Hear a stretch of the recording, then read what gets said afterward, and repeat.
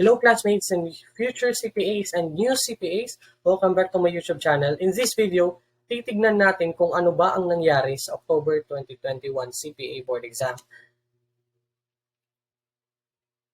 So as you can see in the screen, 361 out of 2,367 examinees lang ang nakalusot sa butas ng karayom ng CPA board exam, having a 15.25 passing rate for the year.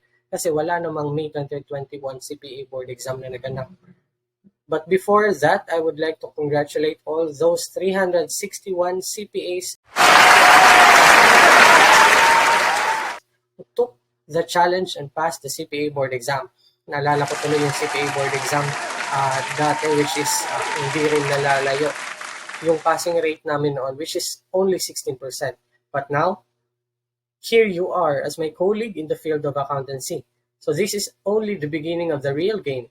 Kasi ang totoong pagsubok ay mararanasan natin after the CPA board exam. So as a certified public accountant, malaki ang pressure sa inyo na baguhin, magsimula, and magkaroon ng pagbabago sa larangan ng accounting. Kasi pinili niyong maging certified public accountant and maging representative ng buong accountancy society. So ang advice ko lang sa inyo, just enjoy the journey, learn as much as you can, dahil nagsisimula pa lang tayo. Okay?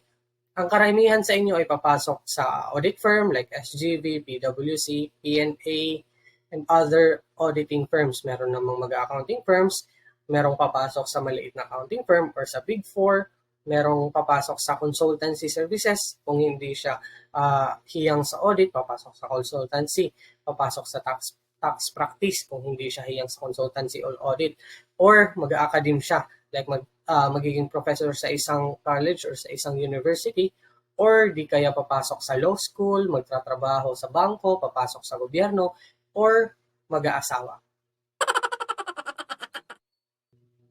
Sa 2006 na examinees na hindi pinalad, you are not a failure. Okay? Failing an exam does not mean failing in life. Okay? Failing an exam does not mean failing in life. For now, seek the intervention of the Lord, tell Him, and He shall listen. Okay, after a few years, magiging testimony na lang ang lahat ng ito. Okay, after meditating ng ilang weeks or months or a month, after healing, tanungin ulit natin yung sarili natin. Okay? Anong pipiliin natin? Gusto pa ba nating magpatuloy na makuha yung title na pagiging CPA, or ipapagpatuloy na lang natin ang buhay kahit hindi natin makuha yung title. Okay? Kung sa puso mo gusto mo bang makuha yung title, then pursue it. Okay? Walang dahilan para sumuko. Okay? Maybe sa ngayon, nandun ka sa listahan ng hindi pumasa, but sooner, pupunta ka din sa listahan ng papasa or pumasa at magtitake ng CPA oath-taking ceremony. Makukuha ang lisensyang pinapangarap mo. It is only a matter of time and sacrifice. Sabi nga sa term ng management accounting, we have that opportunity cost, no? In every decision, we have that opportunity cost. So, ibalikan lang natin ano yung opportunity cost. Ang opportunity cost is the value of what you lose when choosing between two or more options. Okay? You choose lang whether to pursue the title or enjoy the life kahit walang CPA title, kasi it's just a matter of plastic ID, no? Yung real na tinitingnan talaga ng mga employer is yung attitude and your competence. Okay? So yung SIPALE ay kinonduct noong October 10 to 12 in testing centers nationwide, including Baguio, Cagayan de Oro, Cebu, Davao, Iloilo, Coronadal, Legazpi, Lucena, Pagadian, and other places, which is exact lang yung National Capital Region or Metro Manila, kasi nakapospone sila and rescheduled yung CPA board exam nila on December 16 to 18, 2021. Okay?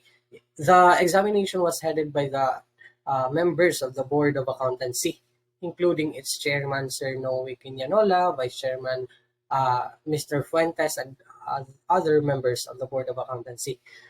Okay? Kasi yung Metro Manila or NCR is hindi pinayagan kasi nasa alert level 4 pa sila. Yung kanilang classification ng kanilang area is nasa alert level 4. So they decided not to conduct the CPA board exam in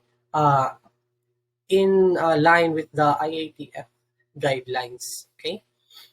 So yung October 2021 na CPA board exam is mahirap siya kasi 3 days magkakasunod na mga subjects walang pahinga. Okay? So October 10 mag-exam ka, October 11 mag-exam ka na naman hanggang sa pinakalas na October 12. Unlike yung previous CPA examinations prior to COVID, 2 weeks yung CPA board exam. So Saturday, Sunday, and then yung pagka next week, Saturday naman. So meron time or merong pahinga muna para sumabak ulit sa another set ng CPA board exam. Kasi 7 subjects yan, mahirap kung araw-araw magtitake ka ng exam. So it is exhausting on the examinee, on the part of examinee.